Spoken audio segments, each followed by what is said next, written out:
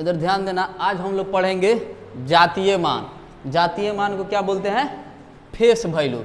इसका short form देखेंगे FV, यानी फेस वैल्यू को हम लोग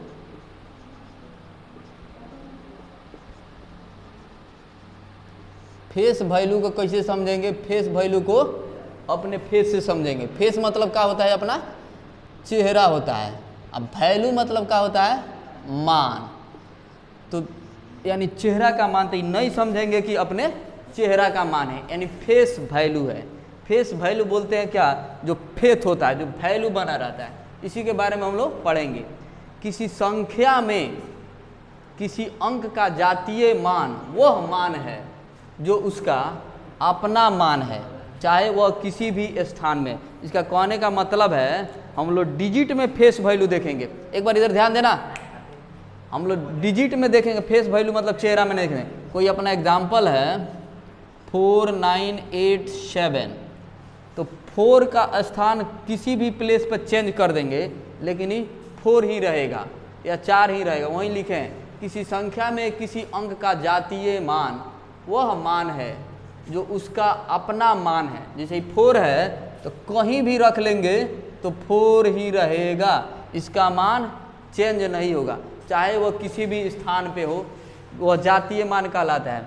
जातीय मान नहीं बदलता है, स्थानीय मान बदलता है। क्या स्थानीय मान बदलता है? जैसे हम लोग एग्जाम्पल में लेकर चलेंगे, जैसे यहीं पे लिए थे 4987, तभी हम लोग लिखेंगे इकाई, दहाई, सैकड़ा और क्या है? हज़ार। तो क्या है? ये चेंज हो सकता है। फिर अभी हम लोग 9874 लेंगे, अभी 4 इकाई पे आ गया, ये दहाई पे आ गया, सैकड़ा पर आ गया, और क्या हो गया? अपना हज़ार पे आ गया। तो क्या हो रहा है? प्लेस वैल्यू चेंज हो रहा है, लेकिन जातीय मान या फेस वैल्यू चेंज नहीं हो रहा है। ये 4 है तो 4 रहेगा, 5 है तो 5 रहेगा, 9 है तो 9 है। इधर ध्यान देना करण, फेस वैल्यू चेंज नहीं होता है। जैसे मान लो यहाँ पे कोई बच्चा है, अगर यहाँ पे किसी गांव मोहल्ला स्कूल में बच्चा है, ऐसे थोड़े है यहाँ से चलते चलते ही कोई स्कूल में गया या चौक पर गया तो ये बबुनी बन जाएगा, यानी इसका फेस वैल्यू चेंज होगा। ऐसा नहीं है, बच्चा है तो बच्चा ही है। ऐसा थोड़े, यहाँ पे देखो, अगर ये क्या है, ये बच्चा है, अगर ये पता चले कि स्कूल में जा रहा है तो ये घोड़ा थोड़े हो जाएगा, इसका फेस वैल्यू चेंज नहीं होगा। बच्चा है तो बच्चा है। अभी कोई बच्चा है, ऐसा थोड़ा है कि 2 साल बाद उस सीधे बुढ़ा हो जाएगा, बच्चा ही रहेगा। नहीं तो ऐसा होता तो सबकी, मतलब तुम लोग जो लड़का सब है, जैसे करण मान लो तुम ही है, तुम्हारी मम्मी सोचती हो कि हमारा करण बड़ा हो जाएगा तो शादी करेंगे, इसके लिए दुल्हन लाएंगे। अब पता चले करण का फेस वैल्यू चेंज हो गया तो करण के लिए ही दुल्हन खोजना पड़ जाए, तो ऐसा तो होता नहीं है। यानी फेस वैल्यू फिक्स रहता है, चेंज नहीं होता है। इसको हम लोग पढ़ेंगे मान के रूप में। जैसे 5 रुपया का कोई डेयरी मिल्क आता है, तो ऐसा थोड़ा है कि चेक पोस्ट 5 रुपये में डेयरी मिल्क मिलता है, बंगाली कौन ले जाएंगे तो 6 रुपया हो जाएगा। ऐसा नहीं है, 5 रुपया में मिलेगा।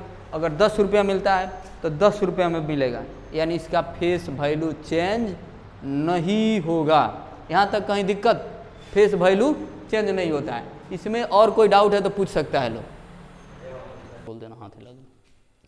अब हम लोग देखेंगे संख्या की भारतीय पद्धति या राष्ट्रीय संख्या पद्धति। संख्या पद्धति तो को 2 भागों में बांटते हैं, एक अंतर्राष्ट्रीय संख्या पद्धति और एक है क्या? राष्ट्रीय संख्या पद्धति या इंडियन संख्या पद्धति या नेशनल नंबर सिस्टम बोलते हैं, ठीक ना? जो अपने भारत देश में प्रचलित है, जिसको अपना भारत देश माना है, इसको हम लोग क्या बोलते हैं? नेशनल नंबर सिस्टम या राष्ट्रीय संख्या पद्धति। इसी को हम लोग बोलते हैं अपना राष्ट्रीय संख्या पद्धति या संख्या की भारतीय पद्धति। तो हम लोग एक एग्जाम्पल के माध्यम से समझेंगे, कोई भी अंक ले लेंगे अपने हिसाब से, टेंशन नहीं लेना है, ठीक ना? तो पहले हम लोग देखते हैं, इधर एक बार ध्यान देना करण, इधर आदित्य, मिलन, इधर ध्यान दो। ये 1 डिजिट का नंबर हो गया, ये 2 डिजिट का हो गया, ये 3 डिजिट, क्या डिजिट बढ़ते जा रहा है, देख रहे हो? ये डिजिट बढ़ते जा रहा है, यानी 1 डिजिट से लेकर हम लोग जहाँ तक इच्छा है ले सकते हैं। तो संख्या पद्धति में या भारतीय संख्या पद्धति में या राष्ट्रीय संख्या पद्धति में मेन पॉइंट क्या होता है उसको ध्यान देना है। इसमें दाएं तरफ से कोमा लगाया जाता है, यानी दाएं तरफ से, यानी राइट टू लेफ्ट लिखते हैं। दाएं तरफ से सबसे पहले 3 अंक पर कोमा लगाते हैं। कोई एग्जाम्पल बोलो तो मिलन, बोलो, डिजिट बोलो, करण तुम बोलो, कोई एग्जाम्पल डिजिट बोलो, नंबर संख्या पद्धति कुछ भी बोलो, नंबर डिजिट 5 9 10 ऐसा कुछ बोलो।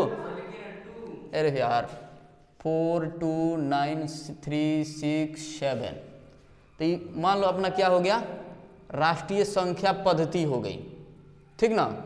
तो इसमें बोला है दाएं तरफ से कोमा लगाएंगे, यानी अपना राइट साइड से क्या करेंगे, इधर ध्यान दो ना, दाएं साइड से कोमा लगाएंगे। फिर दाएं साइड से या दाएं तरफ से सबसे पहले कितने अंक के बाद कोमा लगाएंगे, 3 अंक के बाद।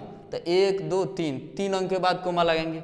फिर बोला है दाएं तरफ से ही 3 अंक के बाद 2 अंक के बाद कोमा लगाएंगे। दाएं तरफ से पहले 3 अंक लगाएंगे, फिर उसके बाद 2 अंक लगाएंगे। अगर मान लो और ज़्यादा अंक रहता, जैसे यहाँ पे और कोई अंक रहता, फिर 2 अंक के बाद लगाते।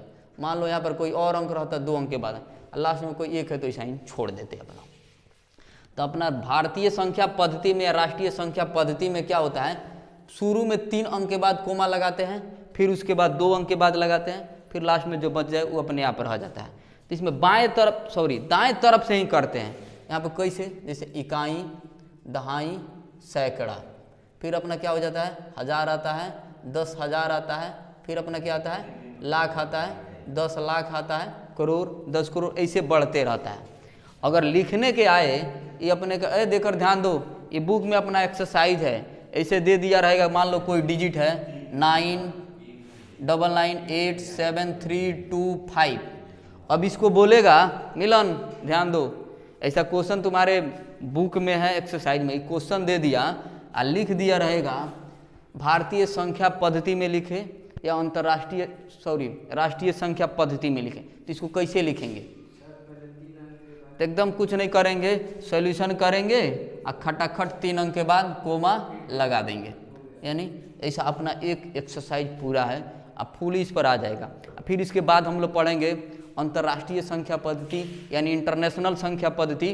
उसमें हम लोग देखेंगे कि क्वेश्चन करेगा, जानते हो क्या क्वेश्चन करेगा, यही एग्जाम्पल रहेगा और यही देगा, बोलेगा कि पहले आप राष्ट्रीय संख्या पद्धति में लिखे, फिर इसको बोलेगा अंतर्राष्ट्रीय संख्या पद्धति में लिखें। तो क्लियर रहेगा तभी वो समझ आएगा। यहाँ तक किसी को दिक्कत? फिर हम लोग मिलते हैं अगले वीडियो में अंतर्राष्ट्रीय संख्या पद्धति के साथ। तब तक के लिए धन्यवाद, जय हिंद।